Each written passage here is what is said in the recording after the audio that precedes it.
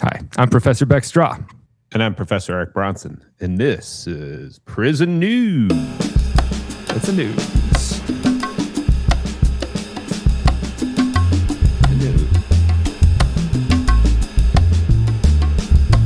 It's the news. Put on your new shoes, 'cause it's time to get up off your chair and hear the news without a care. Said it's the news.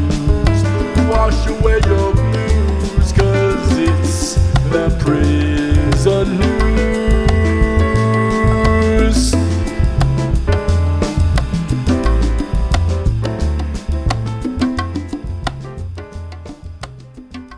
Ahoy news, and welcome to the dudes.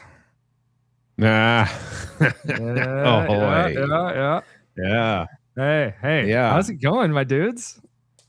Captain Beck Strah pulling out a pirate dad joke. Ahoy. Oh, please, news. Come on. They come with the dad territory, baby. Yeah. So we got some news for you today, listener. And today we're also joined by producer Britt, as always, our first mate and the skipper. Ahoy. Mm-hmm. Skipper. That's right. Yeah. Swabbing the deck. Hitting Gilligan over here with my hat. Building a radio out of coconuts. Mm-hmm. That was the professor. The skipper was functionally useless. He was just like he was the symbol of man's aggression on the Isle. Wait, was Gilligan's Island? Was it like one is like the id and the ego and the super ego? I think Gilligan fell overboard during the storm, and this is him like his last moments playing out before his head, and all these different characters are like different parts of his personality. You know, who is this show for anymore? Me. Interesting. I got the cork board out. I'm connecting the dots, man. Wait. Marianne is Ginger. Is Marianne, man. Wow. That's quite a theory. Yeah, exactly. That's and we'll explore that further on our Patreon. Sure. Mm-hmm. Now, Eric, but first, I hear that you've got some good news. Hit us with the news, baby. First, we have big, fun news, positive news coming out of First Michigan. Right? Michigan providing us with something positive in the prisons. So, just out on Wednesday, Michigan prison classrooms and workshop. The numbers are climbing. More inmates than ever are earning high school diplomas, technical certificates, and college credits. Whoa. Signaling a shift in how the state approaches incarceration. New data shows that about 4,000 inmates completed programs last fiscal year, up 66%. As the state expanded access to academic and vocational training across its 26 facilities. This is the only state that I've heard of that has dramatically increased the access to training and education. Have you heard of anybody else expanding anything like this? Not to 66%. I've heard of people or prison systems expanding certain elements of programs, like Maine has really expanded their like food science. Also, Washington has like their food growing and sustainability programs, but nobody expanding like educational, vocational, like we're talking about here with Michigan, right? Right. I mean, this is just, again, signaling great news. I think it's one of these programs that if they're able to continue it for a decade, they will see it paying off in the future. With reduction of recidivism, folks being more productive members once they get out in society. But anyways, back to the news story on it. Programs in Michigan's prisons range from high school equivalency and special education to trades like welding, robotics, and commercial truck driving. The goal is to provide inmates with an education or vocational training that sets them up for successful reintegration when they leave prison. It's radical. Can you explain to me, how does this how does the CDL, the commercial driver's license for truck driving, how does that work in prison? That's an interesting point. Truck driving simulator, baby. Wouldn't that be awesome? I mean, Yes. there are people who pay ridiculous amounts of money to play a truck driving game, and they get that setup of the home, steering wheel and the thing that allows them to change the gears so that they can have a simulator at home. Maybe they have something like that. That'd be cool. Britt has an upcoming birthday. If any listeners are so inclined, Britt could really use a truck driving simulator. I could. He would. Wait a second. Let's get that out here. We need that on the East Coast. 2/3 of the show could share that if we had that out here. Yeah, maybe we could replace our real estate program with a truck driving simulator. Yeah.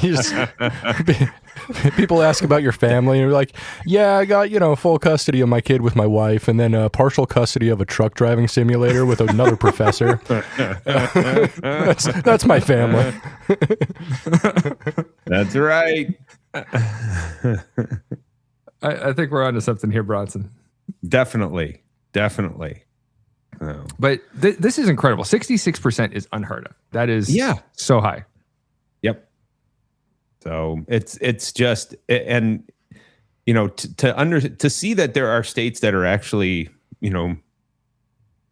expanding on this is wonderful. So the Michigan Department of Corrections is focused on increasing access to educational programs over the last decade, according to the Department of Corrections spokesperson, Jenny Ryle.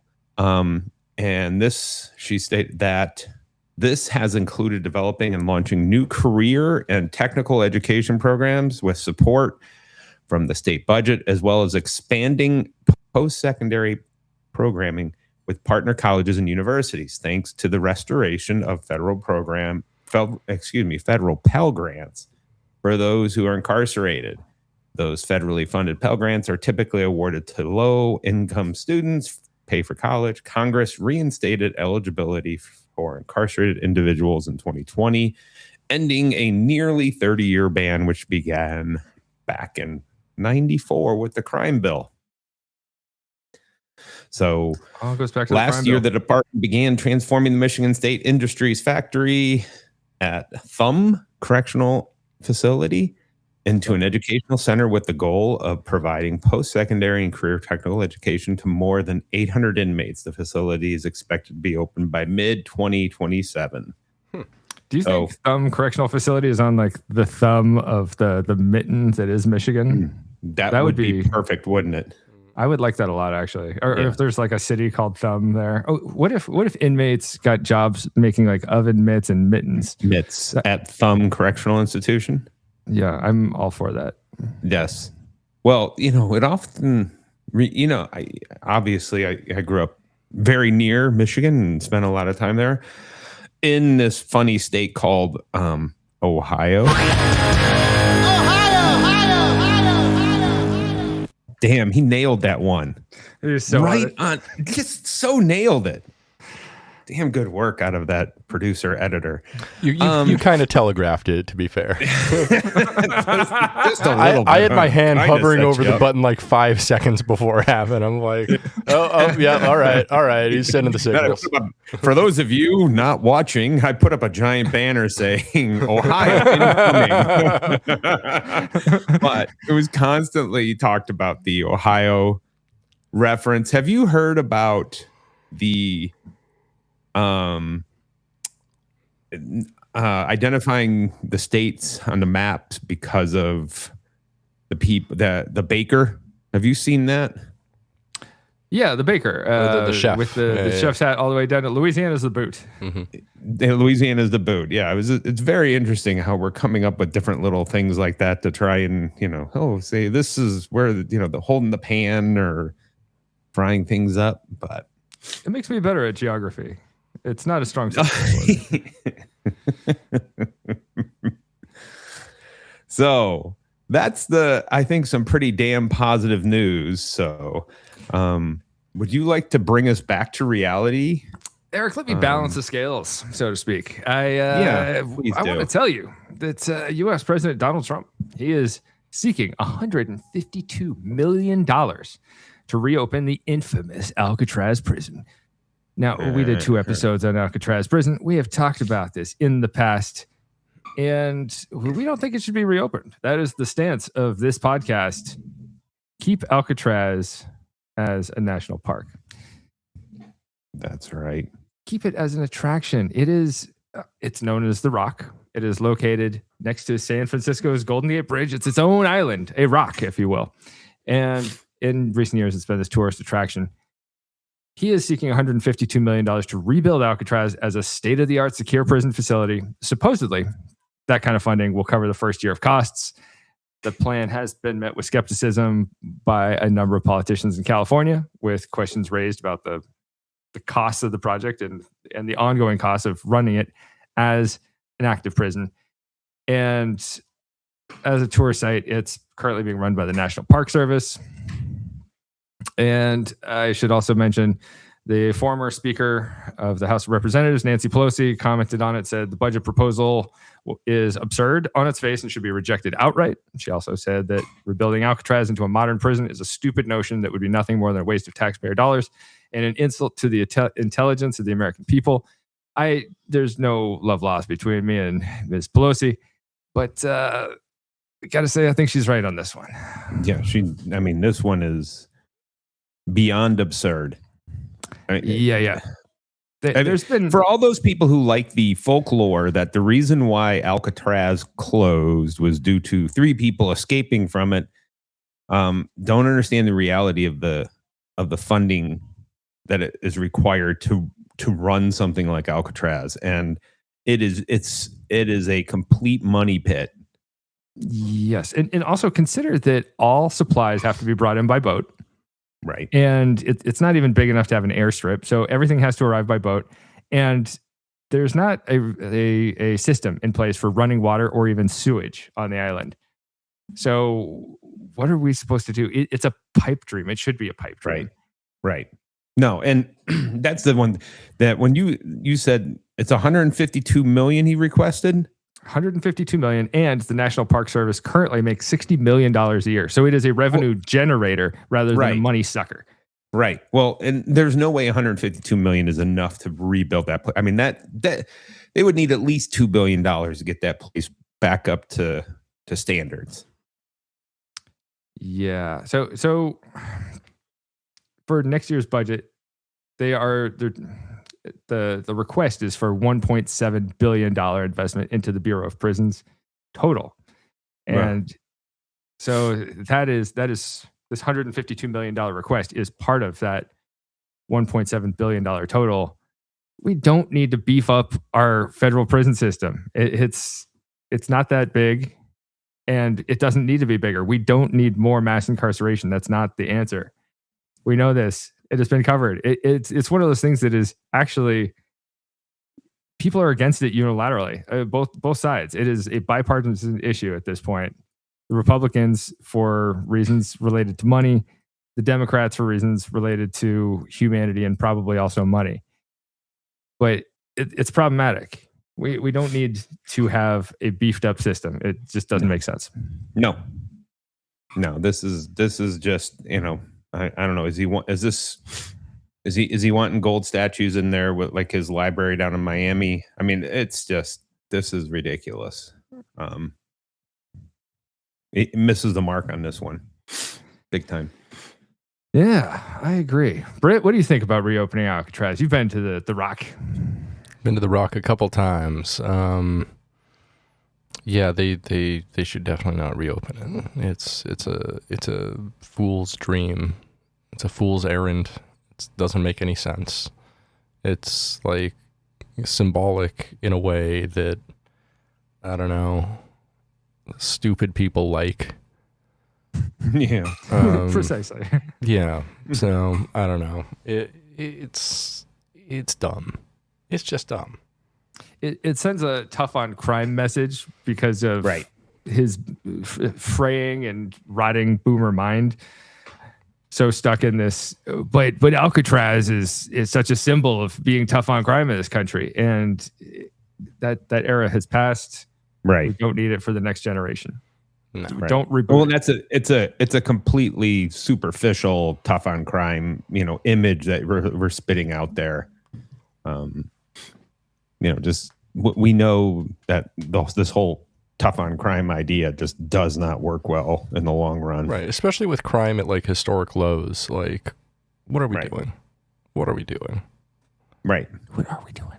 Do we really need more like deterrence? Do we actually still think that deterrence work?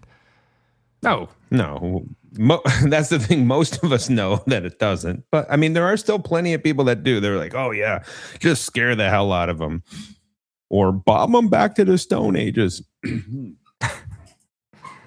Now, Eric, we're at a low here on the program. Bring our spirits back up. Give us some more good news. Well, before that, I would just like to take a moment to ask you, are you driven to uphold justice, understand human behavior, or investigate the truth? If so, consider our sponsors. The Roger Williams University School of Justice Studies offers industry-leading programs designed to take your career to the next level.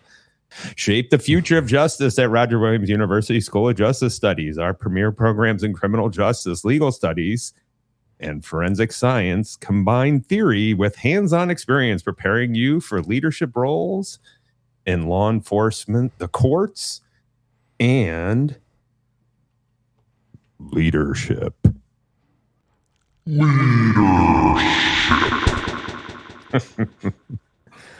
So thank you, Roger Williams University School of Justice Studies.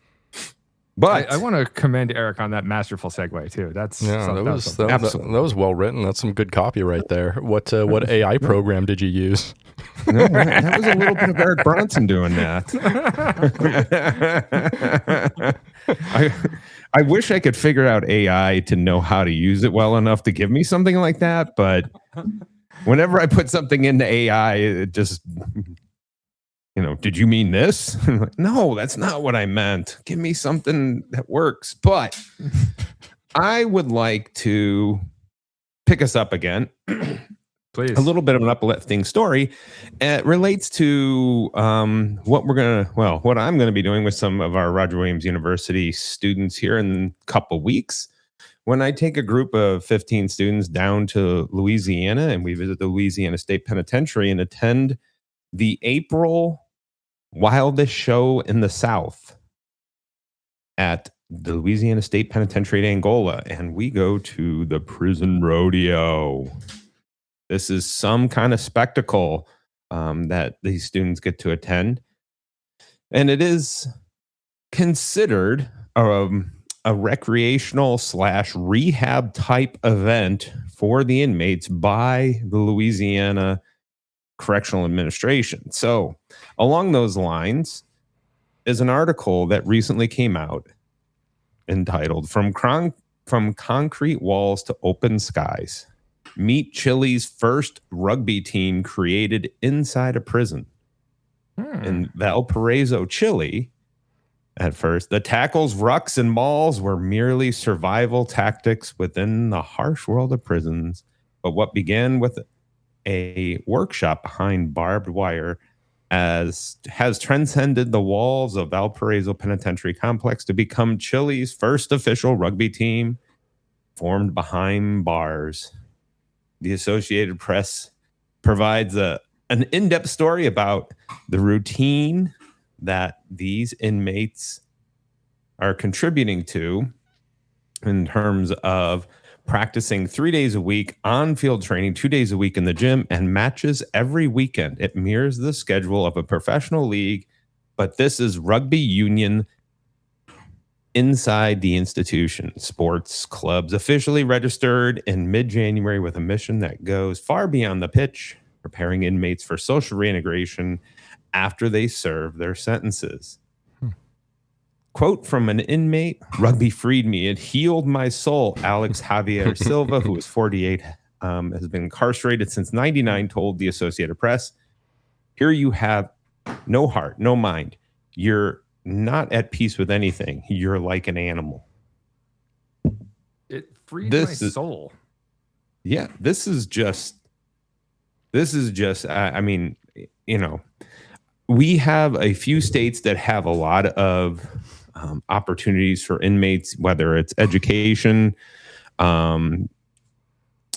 technical skills being worked on in terms of, like HVAC or electrician. And then there are some states that do have some sports opportunities, one being Louisiana. Louisiana has the rodeo that we'll be going to, but it also has full contact football where they have pads and helmets and everything. And they have boxing where the inmates go from one institution to the next. Mm-hmm. So I just think this is an example of an opportunity for inmates to really, do something that, and I think it is their national sport. If it's not, it's right there with soccer, but to really connect with something that is important to the community and the culture, in Chile. Yeah. I think that is pretty cool. Are you a guy who's ever played rugby? You look like a rugby man. Yeah, I sure did for a while, a little bit. It's a tough one. I mean, it is a rugged, tough sport. Yeah, it's interesting they're giving like these prisoners like enough agency to do such a violent sport that, is a sport of like aggression. And I'm sure I'm not sure if there's like means testings here and like you can't do it if you've been convicted of like a violent crime or something. That would maybe make sense. But even then, what if it's an outlet for aggression? Right. I mean, sports are an outlet of aggression for a lot of people, and that's not a bad thing necessarily. Like, There's probably a lot of people who are like very pacified by doing full contact sports and getting that aggression out. I don't think it's a bad thing at all. Do we have a team name? Do they have a name? They let's see if they have. I don't think I remember. Rugby Union Libertad. Okay, it's a good enough name. A club that gained enough momentum to face the Chilean national team in 2024. I would have gone with like the Chili Cookout. I think that'd be a sick team name. Oh yeah, real good. The Chili Peppers or something. The Red Hot Chili Peppers. Yep. Well, one of the things that they do bring up along those lines in terms of what Britt was talking about is, it's this program as a goes in depth. It's the first thing that they focus on is discipline, mastering self-control, and anger management, since there is so much physical contact in rugby. And the fact that they've been able to rise to such a high level to compete against other teams goes to show that they've managed to do that, to control that anger. So that's a really good thing. Yeah. Like sports can, I think, definitely be used in prison for, the greater good. And like, I don't know if y'all have seen the 1974 documentary, The Longest Yard, or the 2005 documentary, The Longest Yard. But they show a transformative view of sports in prisons, Yep. Yeah, I agree. Yeah. I would love to see a study on this to see, people engaged like before, like measuring violent acts, like in the 2 years before and then 2 months after implementing, or 2 years after implementing a program like that. See, does it cut down on assaults in prison, stuff like that? Right. And we see people like in real life cases where like people are brought out of a life of crime, like Mike Tyson, brought out of a life of crime into boxing, and then he re-enters a life of crime while he's at the top of his game. Right. Yeah. Right. True. Yeah. I don't know where that was supposed to go. I don't know. No. But I mean, sports did originally bring him like out of the hood, so to speak. when he was like 15 years old and he was like getting involved in gang stuff. And, you know, some guy just like recognized his talent in a boxing gym and he's like, you can fight. Like, I want you to like start using that to your advantage. And so. Yeah, but the problem is the counterpoint that you brought up. When he went back into it. I mean, it's thesis, antithesis. I don't think he hit anybody for his crime. That's not where I'm going. All right, we've solved sports and crime here today. we have. That's the solution. Sports. Yeah. Well, once again, let's thank our loyal sponsor, Roger Williams University School of Justice Studies. Thank you, and a salute to you. If you like this podcast, please like, rate, and subscribe wherever you get podcasts. And and leave us a great review. It doesn't have to be long. Just leave something nice. Talk about how cool and handsome your hosts are. Yeah. Yeah.